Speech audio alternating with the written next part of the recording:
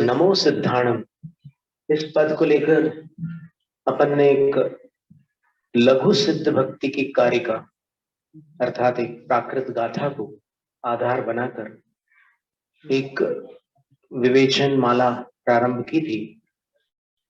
तो उसमें अपन ने सिद्धों को नमस्कार किया था। अभी सिद्धों का जो पूरा परिचय है वो तो आने वाला है। सर्वप्रथम अपन ने 4 प्रकार के सिद्धों को नमस्कार किया और नाणम्य दंसनम्य, वे सिद्ध मेरे ज्ञान में भी है और मेरी आस्था में भी है, उनको मैंने नमस्कार किया। तो कौन से 4 सिद्ध थे? तो तव सिद्धि, तपस्या से जो सिद्ध हुए हैं। तपस्या में यहां प्रधानतया बहिरंग तप को ग्रहण करना है। कोई उपवास के दिन सिद्धत्व को प्राप्त हुए, कोई अवमौदर्य के दिन, ऊनोदर के दिन मुक्त हो गए, कोई वृत्ति परिसंख्यान करके कोई कठिन आंकड़ी ली और उस दिन लाभ अथवा अलाभ दोनों स्थितियां हो सकती है जीवन में, तो उनमें से किसी भी स्थिति में निर्वाण को प्राप्त हो गए। फिर कोई ऐसे मुनिराज थे जिन्होंने रसों का त्याग किया। अब किन्हीं ने एक रस का, किन्हीं ने 2, 3, 4, 5, 6, षट रसों का त्याग करके भी कोई मुनिराज सिद्धत्व को प्राप्त हो गया। उसी दिन मोक्ष चले गए। जिस दिन नमक छोड़ा उसी दिन संसार छोड़ा, निर्वाण को प्राप्त हो गया। सुन रहे माता जी? सुन रहे हो? 4 प्रकार के रसों का त्याग, मूलाचार ग्रंथ में 10 नाम दिए रसों के। तो उन सभी रसों का त्याग करके भी जो निर्वाण को प्राप्त हुए वे तपः सिद्ध कहलाते हैं। आप जानना चाहेंगे कि कौन से 10 रस हैं, तो वो भी हम पढ़ के बता देते हैं आपको। देखो, सिद्धत्व की प्राप्ति जो होती है वो उस दशा में जब ध्यान लग जाए और जब क्षपक श्रेणी पर आरूढ़ हो जाए और उसके बाद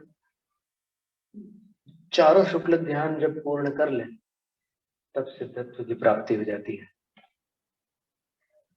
तो और इसीलिए अपना लक्ष्य स्त्री पर्याय से पुरुष पर्याय प्राप्त करना नहीं है, वज्र ऋषभ संघनन प्राप्त करना नहीं है, वज्र ऋषभ नाराज संघनन प्राप्त करना अपना लक्ष्य नहीं है। अपना लक्ष्य विदेह क्षेत्र में जन्म प्राप्त करना नहीं है। अपना लक्ष्य सुन रहे? देखो, भगवान के दर्शन करो सामने। भगवान दिख रहे हैं आपको? महाराज जी क्या बोल रहे हैं? सुन रहे? अपना लक्ष्य जो है वो साधनों को प्राप्त करना नहीं है, ये सब साधन है। अपना लक्ष्य साध्य है। जो साध्य को साधते हैं वो सिद्ध होते हैं।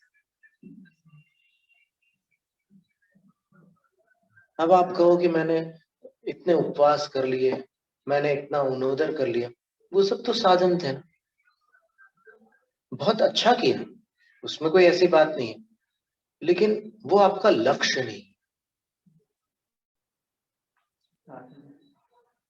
जो साध्य को साधते हैं वो सिद्ध होते हैं, और साध्य की सिद्धि साधनों से होती है।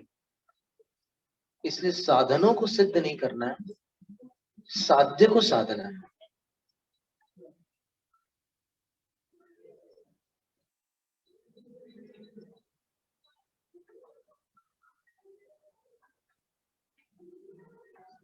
देखिए, रस परित्याग तप में नहीं करना।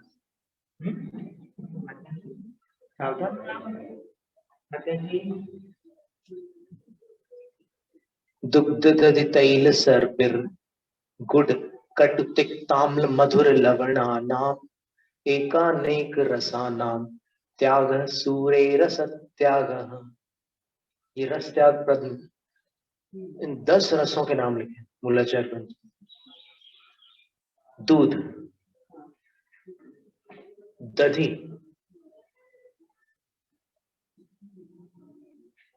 तैल, तेल, उसको संस्कृत में तैल कहते हैं। जैसे चोर को संस्कृत में चौर कहते हैं। सम्यक दर्शन चौराह प्रथम कथा कषायाश्च चत्वार। वृद्धि हुई, घय प्रत्यय हो गया, चोरी करने वाला चौर हो गया, ठीक है ना। वैसे भी चौर कर्म कहलाता है। दुर्भिक्षम चौर्य मारी, वहां चौरी मारी बोलते हैं लोग। जो भी है, कहीं कोई बनता हो रूप वैसा तो पता नहीं। दूध, दही, तेल, सर्पी का अर्थ क्या होता है? नमो सप्पी सवीणम। सर्पी का अर्थ घी होता है। घी, घृत, फिर गुड़, फिर कटु रस। कटु रस भी स्वाद डालता है। मेथी डालो तो फिर उसकी छौंक से बड़ा अलग स्वाद आता है। कड़ी वड़ी में उसको भी रस में लिया मूलाचार्य ने। फिर तिक्त रस। तिक्त रस में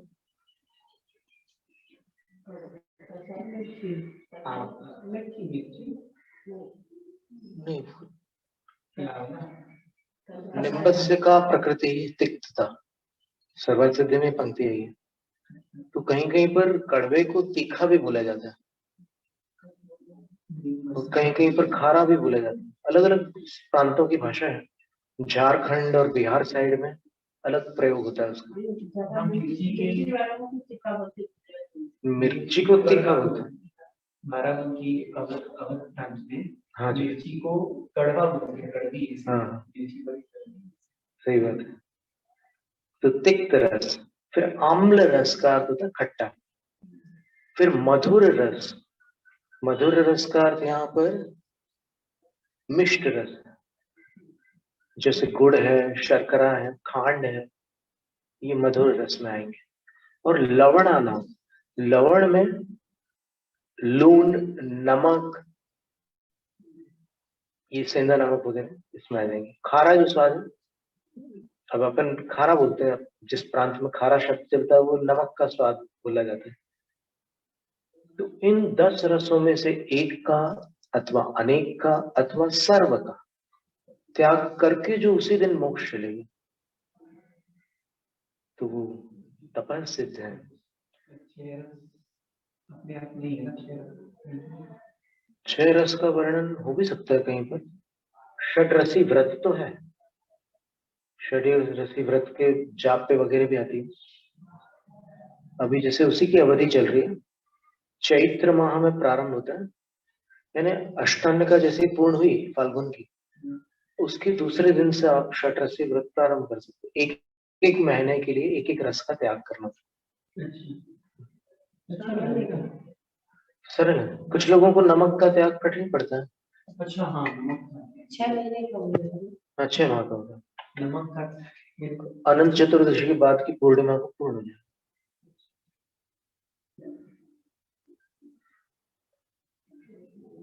षड्रसी व्रत, फिर ये नित्य षड्रसी व्रत में वो साप्ताहिक दिनों के अनुसार चलता है, पर वो हरित कोई रस नहीं होता, पर प्रचलन में है।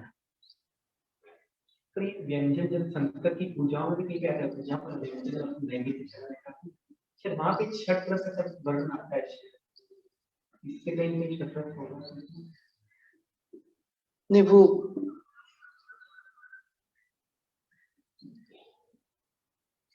विद्यमान श्री 20 तीर्थंकर वाली पूजा में षड्रस में शुद्ध भोजन से भूख न मेरी, फिर उस पूजा को वो प्रामाणिक नहीं है। वो पूजा संस्कृत में है,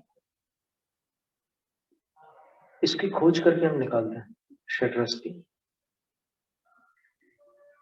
फिर विविक्त शय्यासन करते करते कोई सिद्धत्व को प्राप्त हो गए। विविक्त शय्यासन का उत्कृष्ट रूप जो बताया मूलाचार्य प्रदीप, कि जब वो एकांत स्थान पर चले जाते हैं, किसी पहाड़ की दरार में, किसी गुफा में या किसी वन्य प्रांगण में, और वहां पर जब वो एक पार्श्व शैया, एक उत्तर गुण है, एक करवट से लेटना उत्तर गुण है, मूल गुण नहीं है। तो एक करवट से जब वो लेटे रहते हैं, तो मान लो उन्होंने एक काल निर्धारित कर लिया कि इतने काल के लिए हम एक पार्श्व शैया से रहेंगे।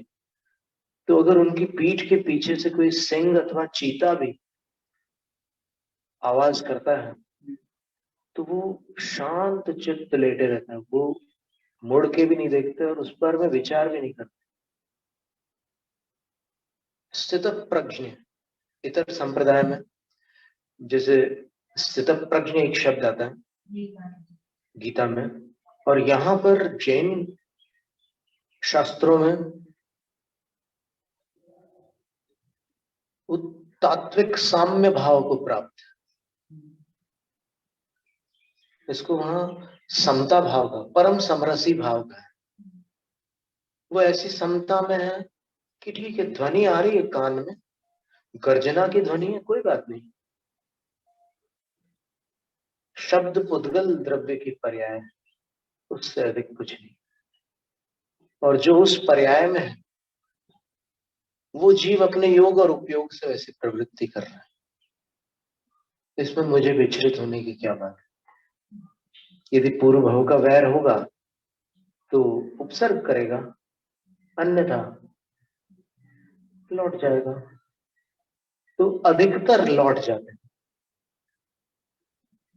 वो जो वन्य प्राणी होते हैं वो लौट जाता है, कुछ नहीं करते, क्योंकि जिसके अंदर हिंसा और भय नहीं होता उसके ऊपर कोई जानवर आक्रमण नहीं करता।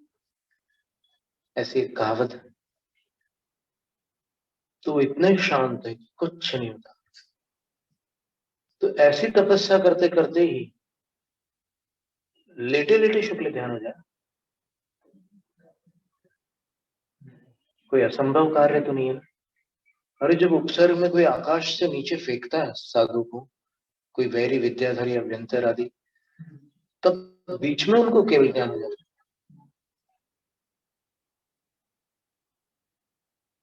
कितना साधा होगा उनने अपने मन इंद्रियों को।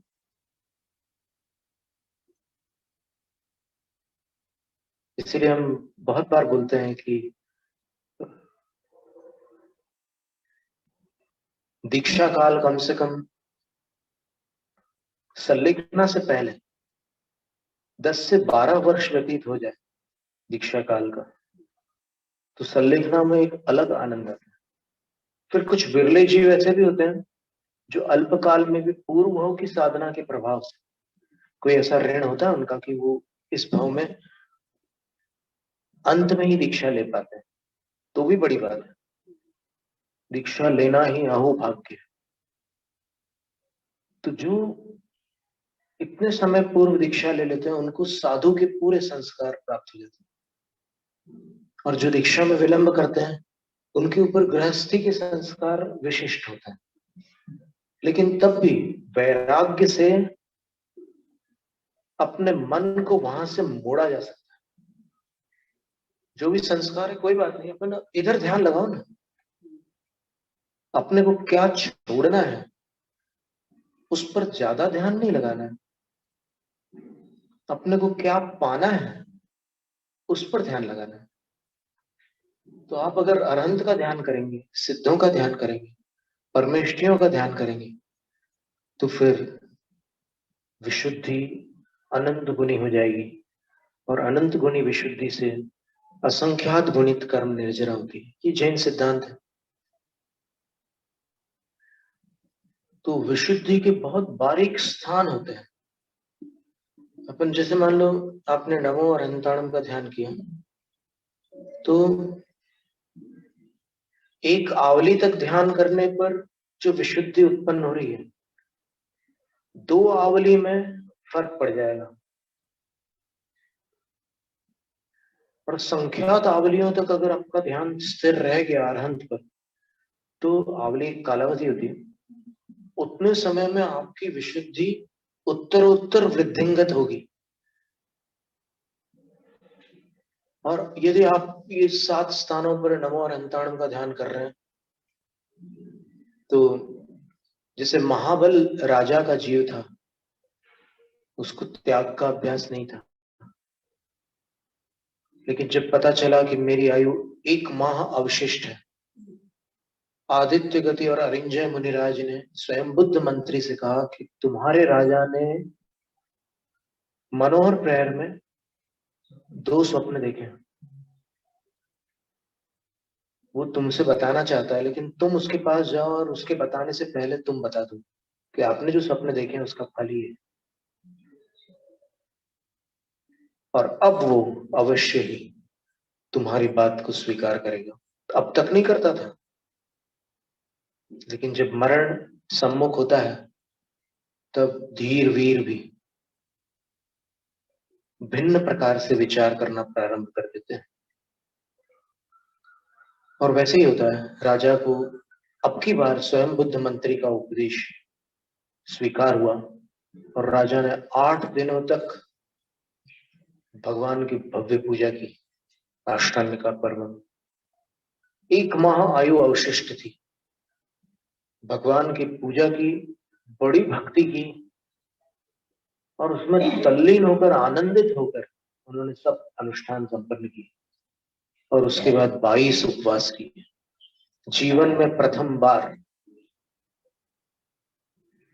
पूर्व भाव में उन्होंने विद्याधरों की विभूति का निदान करके विद्याधर पद प्राप्त किया था, इसलिए वो आसक्ति छूट नहीं रही थी। निदान से प्राप्त वैभव छूटता नहीं, लेकिन संयोग था यहाँ पर कि चारण रिद्धिधारी मुनिराजों का उपदेश स्वयं बुद्ध मंत्री के माध्यम से उसको मिल गया और उसका हृदय परिवर्तित हुआ, उसने सब त्याग कर दिया।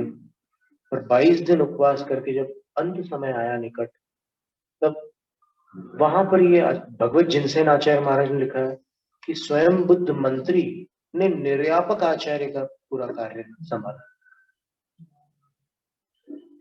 और फिर अंत में उन्होंने हृदय में अरहंत का ध्यान किया, सिर पर सिद्धों का ध्यान किया, और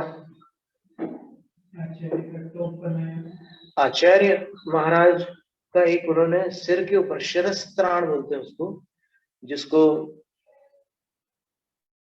अंग्रेजी भाषा में भी किसी अच्छे शब्द के द्वारा कहा जाता है। ये जो सिर का एक कवच होता है ना, संस्कृत में उसको शिरस्त्राण बोलते हैं, अंग्रेजी में क्या बोलते हैं, वाइजर या कुछ बोलते हैं। जो पुराने योद्धा लोग ऐसे सिर पे पहन के रखते हैं ना, कुछ भी मारो तो उनको लगता नहीं। तो आचार्य परमेष्ठी का वो शिरः कवच बनाया,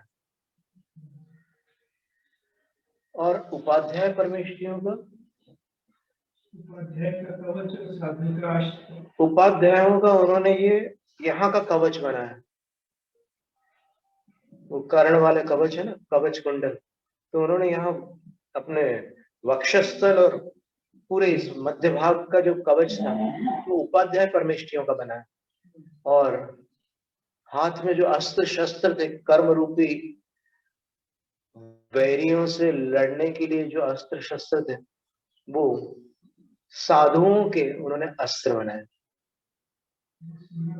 और इस तरह उन्होंने कर्मों से युद्ध करके हृदय में अरहंत, शीर्ष में सिद्ध, और फिर शिरस्त्राण में आचार्य, कवच उपाध्याय, और अस्त्र शस्त्र साधु। मरण काल की विधि है ये। तो मरण काल में उन्होंने ऐसी विधि की, और बस योद्धा बन करके उन्होंने जीवन भर जो भोगा शक्ति में कर्म आश्रव किया था उसको शिथिल कर दिया। क्षीण करने के लिए तो तपस्या अपेक्षित है, पर उन्होंने शिथिल कर दिया, और शिथिल करके ईशान स्वर्ग में ललितांग देव की अनुमति। तो ईशान स्वर्ग की जो आयु थी, साधिक 2 सागरोपम है। तो देवियां जो होती है वो 5 पल्य आयु वाली होती है सौधर्म स्वर्ग में, फिर ईशान स्वर्ग में। अब इसमें देवियों की आयु के विषय में कुछ मान्यताओं में अंतर है। 10 पल्ले आयु वाली, ऐसे बढ़ते बढ़ते 16वें स्वर्ग में 55 पल्ले की आयु। तो अंतिम 10 पल्ले की जब आयु शेष रह गई ललितांग देवी की, तब उसकी जो प्रधान देवी थी उसका नाम स्वयं प्रभा था। और स्वयं प्रभा जो 10 पल्ले में 6 माह कम आयु रह गई थी ललितांग देवी की, तब वो प्राप्त हुई थी। और नहीं, इनकी आयु ललितांग की, तभी तो वो विरल बने।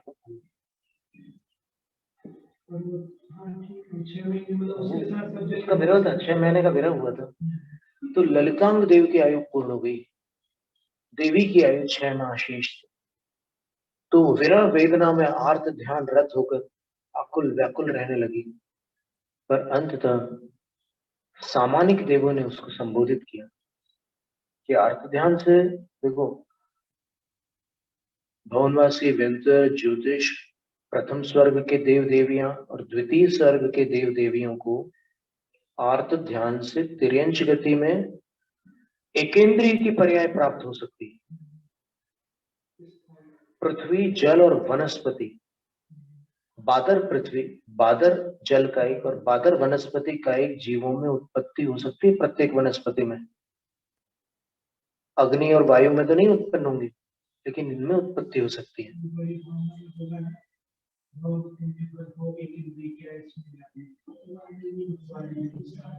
बिल्कुल, मंगतराय जी की 12 भावनाओं में भी ऐसी पंक्ति आती है।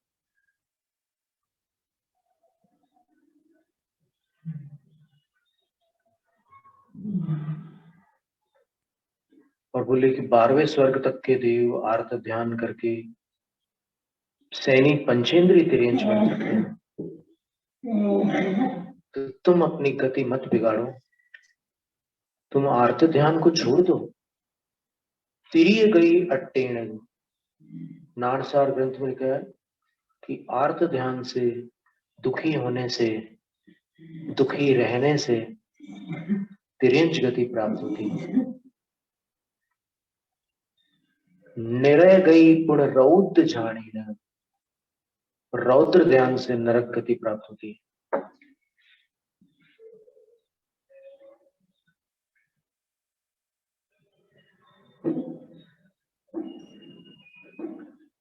धर्म ध्यान से देव और मनुष्य गति होती है। शुक्ल ध्यान से मोक्ष गति प्राप्त होती है। जो अपन प्रतिदिन अंचलिका बोलते हैं ना, सुगई गमनम समाहि मरणम जंगो संपत्ति, वहां सुगई गमन जो शब्द है, सुगति का अर्थ मोक्ष, वहां पर सुगति का अर्थ देवगति नहीं है। वो क्रमशः प्रश्नोत्तर के रूप में दुख खो।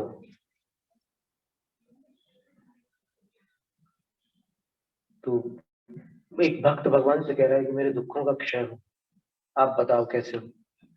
तो भगवान कहते हैं कम्मक हो, कर्मों के क्षय से हो। फिर भक्त कहता है कि मेरे कर्मों का क्षय कैसे हो, बोधि लाओ, बोधि का लाभ कर लो, बोधि प्राप्त कर लो तो कर्मों का क्षय होगा। तो कहता है बोधि लाओ।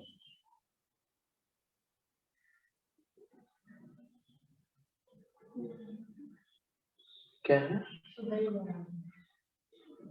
सुगई गमनम, बोले सुगति में गमन का लक्ष्य बनाओ, तब तुम बोधि प्राप्त करोगे। जब तक मोक्ष का लक्ष्य नहीं बनेगा, बोधि की प्राप्ति नहीं होगी। सुगई गमनम कहता है। तो मोक्ष की प्राप्ति जो होती है, मोक्ष में जो गमन होता है, वो समाधि मरण से होता है। तो कहता है समाधि मरण। समाधि मरण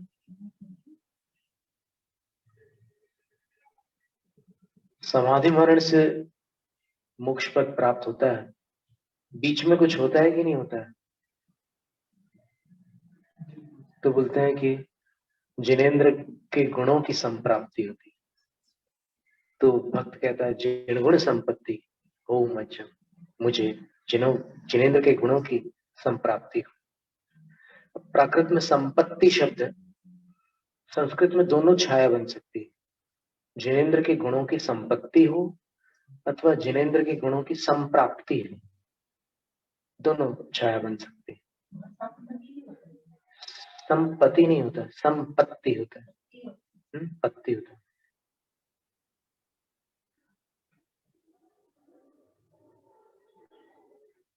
तो तव सिद्धि में पुरानी हिंदी में चलता है, इस हिंदी में नहीं चलता, वर्तमान की हिंदी, इसको तो संपत्ति ही लिखना होता है।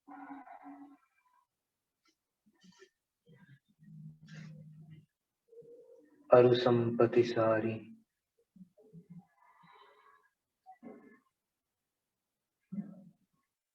कहाँ गए वह रंग महल और सुवर्ण की नगरी। ऐसे संपत्ति भी कहीं पर है, कई जगह संपत्ति शब्द पुरानी हिंदी में मिलता है, अभी वाली हिंदी में नहीं मिलता। शुद्ध हिंदी और खड़ी हिंदी, ऐसे दो हिंदियां होती।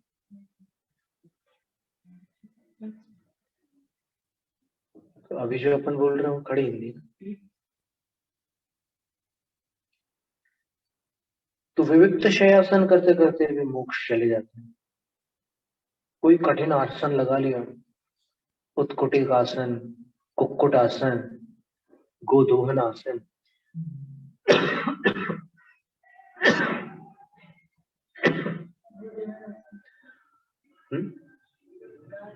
गाय को धोने वाले आसन, फिर ये इसको वज्रासन भी कहा है, बद्ध पद्मासन कहते हैं आजकल, पर पीछे जो कि ऐसे क्रॉस की आकृति बनती है तो वज्रासन कहते हैं।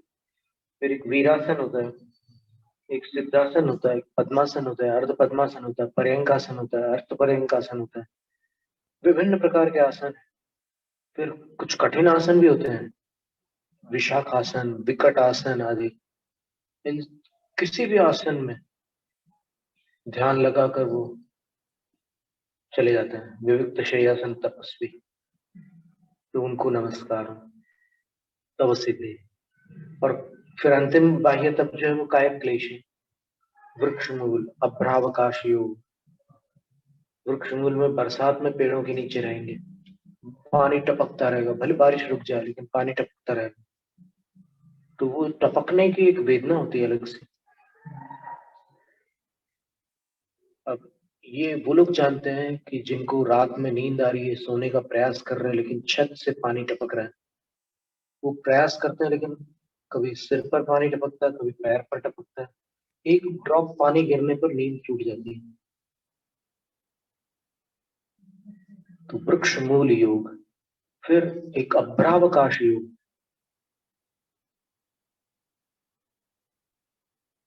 खुले आकाश के नीचे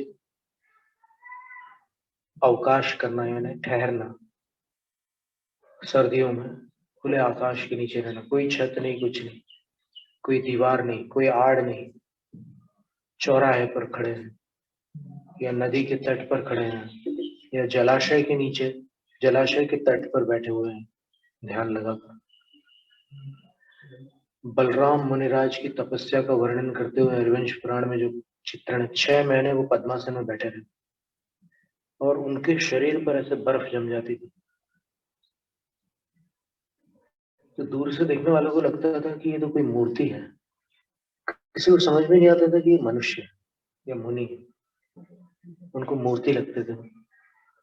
तो ऐसे तपस्वी, बर्फ अगर अपने शरीर पर कुछ देर तक अपन लगा के रखते हैं तो फिर एक विशिष्ट प्रकार के स्पर्श की अनुभूति होती है और फिर वेदना होने लग जाती है। लेकिन वो कभी हटाते नहीं थे बर्फ, उनके ऊपर बर्फ। और ऐसा नहीं कि उनकी इंद्रियां शिथिल हो, उनकी इंद्रियां अपन लोगों की इंद्रियों से कई गुने अधिक शक्ति संपन्न होती। महापुरुष तो अपनी इंद्रियां कितना संवेदन करेगी, वो तो उनके सामने तो बहुत अल्प है, उनकी संवेदना शक्ति बहुत अधिक होती है, फिर भी वो तटस्थ शांत चित्त है, एकदम अचल है। 100 वर्ष तक तपस्या की है उन्होंने, क्या अद्भुत साधक थे वो। देखो, पुण्य के फल को भी उत्कृष्ट रूप से उन्होंने भोगा, सारे सांसारिक सुख उन्होंने प्राप्त किया, लेकिन जब त्याग किया तो मुड़ के पीछे नहीं देखा। जब भोगी थे तब भोगी थे, जब योगी बन गए तब ऐसे योगी बने कि वो विश्व के आदर्श हो गए।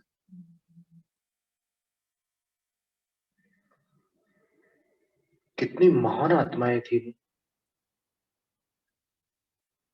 पर परस्ततो दुख महात्मैवात्मा ततः सुखम अतएव महात्मानस्तन निमित्तम कृतोद्यमा। क्या सुंदर बात लिखी है पूज्यपाद आचार्य महाराज ने इष्टोपदेश में। पराया तो पराया ही है, उससे दुख प्राप्त होता है, और आत्मा ही आत्मा है, अर्थात आत्मा ही अपना है, बाकी सब पराया है। ततः सुखम, उससे सुख की प्राप्ति होती है। पराया सुख कैसे दे सकता है? और अतएव महात्मानस, इसीलिए महान आत्माओं ने तन निमित्तम कृतोद्यमा, उस आत्मा को प्राप्त करने का पुरुषार्थ किया और प्राप्त कर लिया। देखिए, नियम सार की 58 क्रमांक गाथा में अथवा 158 बहुत सुंदर पंक्तियां लिखी। नियम सार ग्रंथ में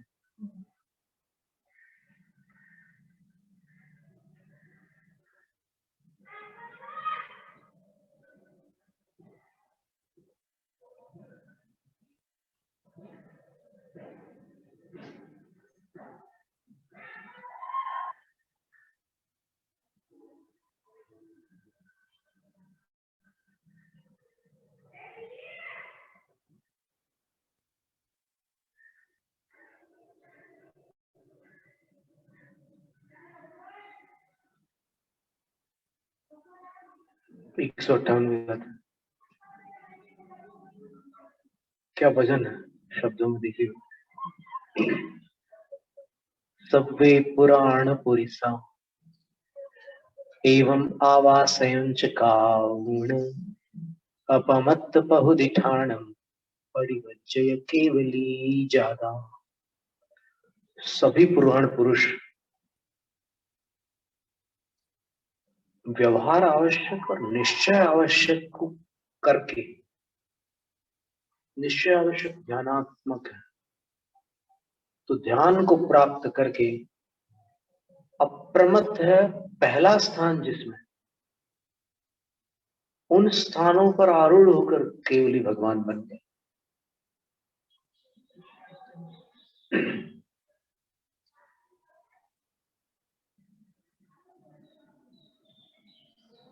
केवली बनने वाले कभी लौटते नहीं है।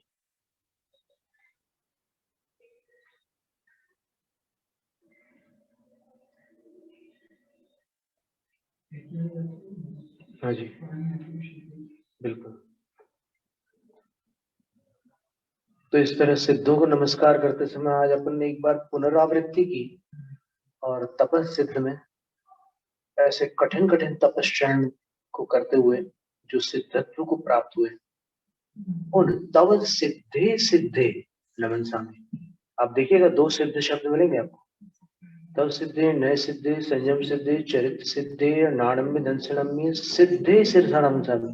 ये सिद्ध विशेष्य है और बाकी विशेषण है।